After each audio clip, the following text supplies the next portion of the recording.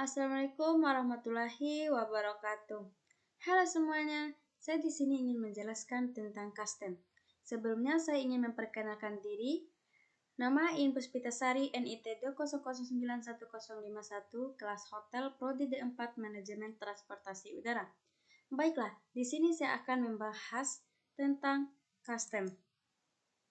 Kepabeanan adalah segala sesuatu yang berhubungan dengan pengawasan atas lalu lintas, barang yang masuk atau keluar daerah pabean, serta pemungutan bea masuk dan bea keluar. Selanjutnya, ZIN. Daerah di luar laut teritorial Indonesia meliputi dasar laut, tanah di bawahnya, dan udara di atasnya, dengan batas terluas maksimal 200 ml diukur dari garis pangkal laut wilayah Indonesia. Yang selanjutnya, landas kontinen.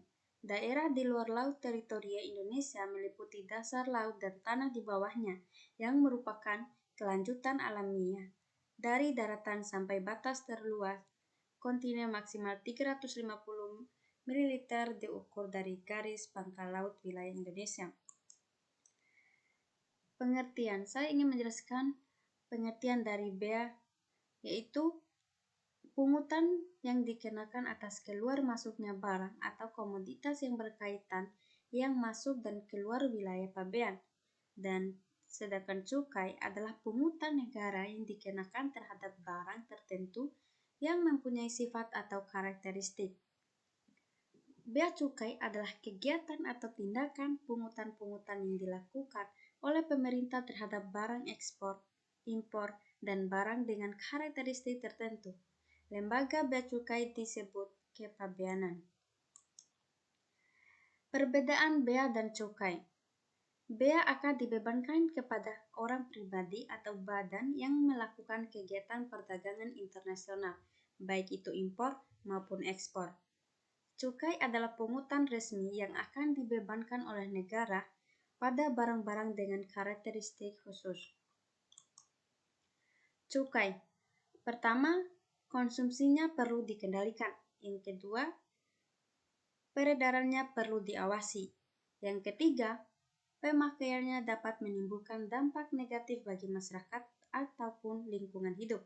Yang keempat, pemakaiannya perlu pembebanan pungutan negara demi keadilan dan keseimbangan atau terhadap barang-barang yang dikategorikan barang mewah atau layak dikenai pajak. Di sini saya akan menjelaskan tentang kawasan pabean. Kawasan pabean adalah kawasan dengan batas-batas tertentu di pelabuhan laut, bandar udara, atau tempat lain yang ditetapkan berada untuk lalu lintas barang sepenuhnya berada di bawah pengawasan Direktorat Jenderal Pabea dan Cukai. Sedangkan daerah pabean adalah wilayah Republik Indonesia yang meliputi wilayah darat, perairan, dan ruang udara di atasnya, serta tempat-tempat tertentu di zona ekonomi eksklusif dan landas kontinen yang di dalamnya berlaku Undang-Undang Kepabean. Kawasan pabean yaitu untuk lalu lintas barang sepenuhnya berada di bawah DJBC. Yang selanjutnya, tempat penimbuhan berikat, ekspor proses zona atau penangguhan bea masuk, kawasan bebas, ekspor processing zona, penangguhan bea masuk, dan selanjutnya pos pengawasan untuk pengawasan lalu lintas barang impor dan ekspor. Kewajiban pabean merupakan semua kegiatan yang wajib dilakukan untuk memenuhi ketentuan di bidang kepabeanan. Kewajiban kegiatan pabean yaitu menyerahkan pemberitahuan pabean dan melunasi pungutan negara. Yang selanjutnya, pemberitahuan pabean. Pemberitahuan pabean di dalamnya pengangkutan, dan kedua, pemberitahuan pabean dalam impor. Selanjutnya, pemberitahuan pabean dalam ekspor, dan selanjutnya pemberitahuan pabean dalam pengangkutan barang tertentu. Dokumen importir dan dokumen eksportir. Saya ingin menjelaskan tentang keduanya. Yang pertama, dokumen importir. Invoice, Bill of Lading, Bill Airways, daftar kemasan. Yang dokumen eksportir, STUP atau surat izin usaha perdagangan atau surat keterangan hanya hasil hutan. Selanjutnya saya ingin menjelaskan sedikit tentang dokumen impor dan ekspor.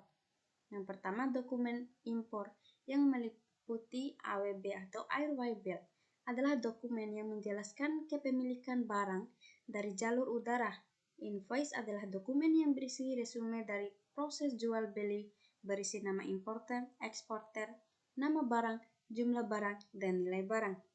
Sedangkan dokumen ekspor adalah commercial invoice atau dokumen nota atau faktur penjualan barang ekspor atau impor yang diterbitkan oleh penjual, eksportif, pengirim barang. Beberapa singkatan di antaranya yaitu Direktur Jenderal Bea dan Cukai, DJBC, Kantor Pengawasan dan Pelayanan Bea dan Cukai, KPPBC, Surat Keterangan Sahnya Hasil Hutan, SKSHH, Surat Izin Usaha Perusahaan atau SIUP, Importif Terdaftar, IT, Electronic Data Interchange, EDI, Ekspor Terdaftar, ET, Pertukaran Data Elektronik, PDE. Pengenaan tarif bea masuk ditentukan menggunakan 3 pendekatan. Yang pertama, tarif ad volume. Yang kedua, tarif spesifik. Yang ketiga, tarif gabungan. Bea masuk tambahan meliputi apa saja? Pertama, bea masuk tindakan pengamanan atau safeguard. Yang selanjutnya, bea masuk imbalan. Dan yang selanjutnya, bea masuk anti-dumping.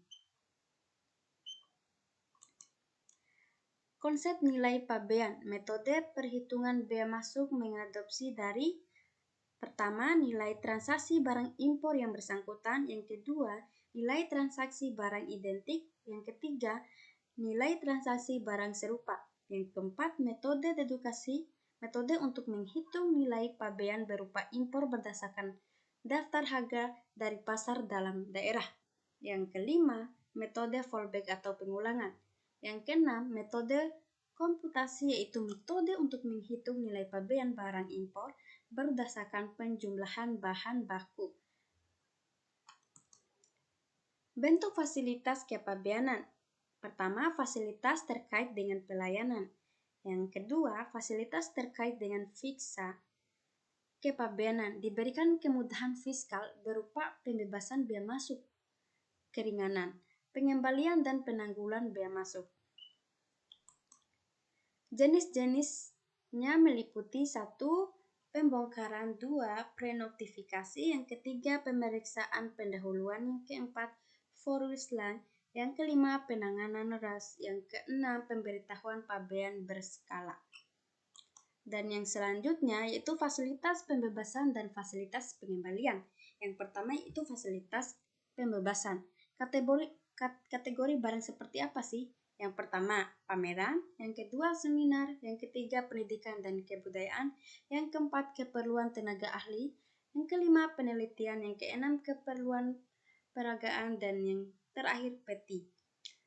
Dan di sini saya akan menjelaskan tentang fasilitas pengembalian.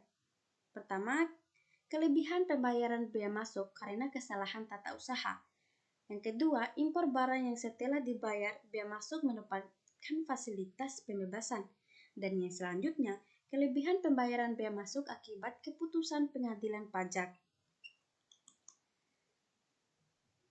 Fasilitas penangguhan barang yang ditimbun di TPB. Mengapa harus diberikan penangguhan?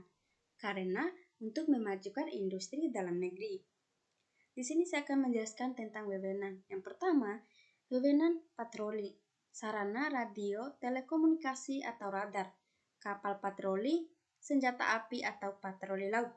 Yang selanjutnya, wewenang penyegelan, berwenang untuk mengunci atau menyegel atau meletakkan tanda pengaman terhadap barang impor atau ekspor yang belum diselesaikan kewajiban kepabeanan. Wewenang pemeriksaan barang. Mengapa harus ada pemeriksaan barang? Karena untuk memeriksa apakah barang tersebut aman atau berbahaya. Mungkin hanya itu saja yang bisa saya jelaskan mengenai custom ini. Sekian dari saya.